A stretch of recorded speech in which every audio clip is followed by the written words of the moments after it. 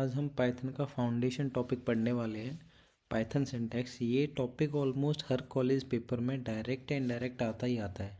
ठीक है, अगर आप सिंटैक्स समझ गए तो पाइथन का ना 50% कन्फ्यूजन क्लियर हो जाता है। सबसे पहले आइडेंटिफायर समझते हैं। आइडेंटिफायर्स क्या होते हैं? तो आइडेंटिफायर्स बेसिकली नेम्स होते हैं जो हम वेरिएबल, फंक्शंस या ऑब्जेक्ट्स को देते हैं। ठीक है, सो इनसे इनके कुछ रूल होते हैं जो कि हमको समझने चाहिए, जो कि पाइथन के लिए बहुत ही इम्पोर्टेंट हैं।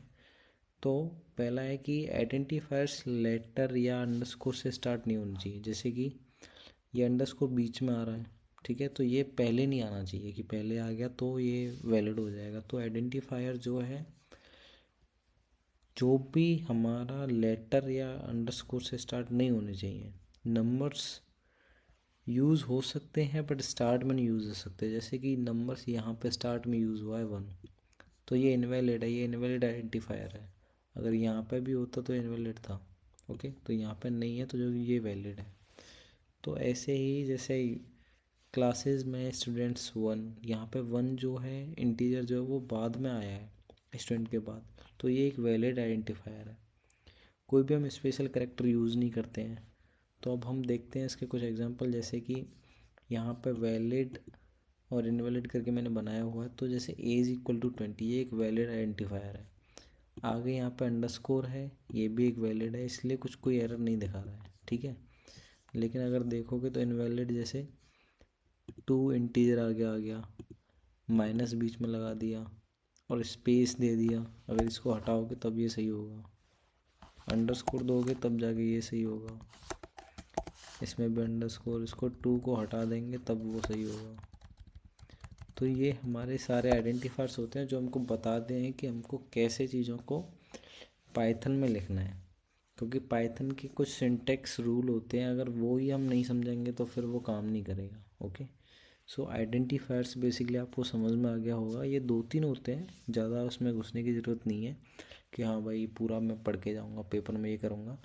पेपर के कॉन्सेप्ट से पढ़ के जाओ कि बस बेसिक, आगे नंबर नहीं होना चाहिए, अंडरस्कोर चलेगा, कोई भी स्पेशल कैरेक्टर नहीं चलेगा, बस।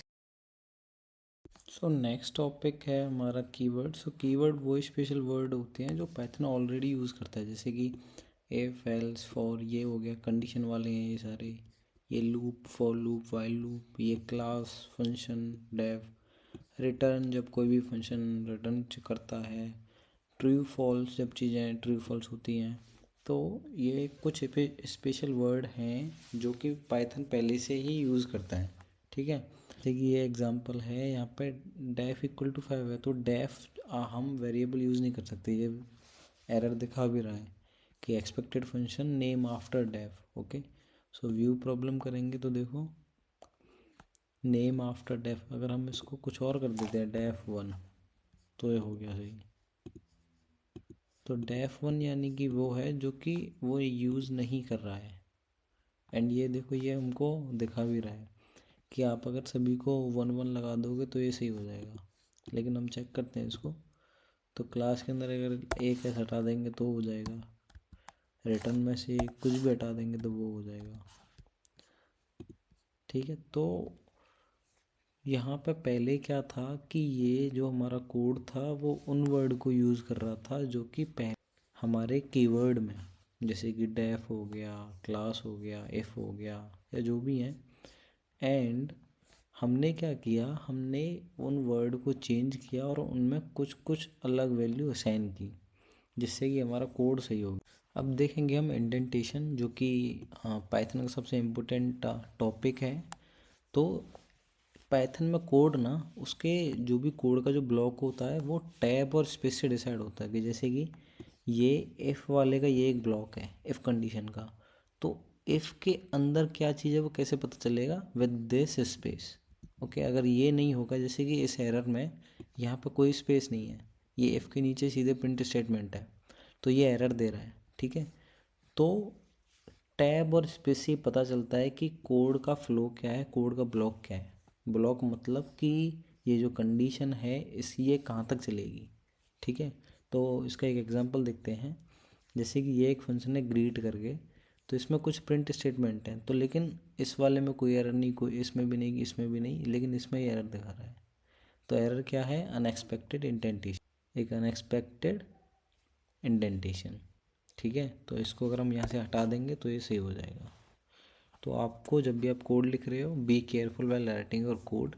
लास्ट टॉपिक है हमारा कमेंट्स। सो कमेंट्स क्या करता है? Use for explanation not execution. Okay, so comments को यूज़ करते हैं हम कोड को एक्सप्लेन करने के लिए। ठीक है, तो हैज़ यूज़ करके हम सिंगल लाइन कमेंट करते हैं, और ये लगा के हम मल्टी लाइन कमेंट करते हैं। तो एक एग्जांपल देखते हैं, जैसे कि यहाँ पर लिखा है comments example, this is single line comment and print hello then some multi line comments. Okay, so जब हम कोड को रन करेंगे ना, तो केवल यही प्रिंट होके आएगा।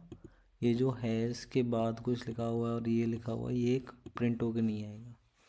तो इसको यूज़ करते हैं हम केवल कोड को एक्सप्लेन करने के लिए, ताकि आपके जैसा एक और बंदा कभी भी आपके कोड को देखे तो वो समझ जाए कि ये आपने क्यों लिखा है। Okay, so thank you for watching the video.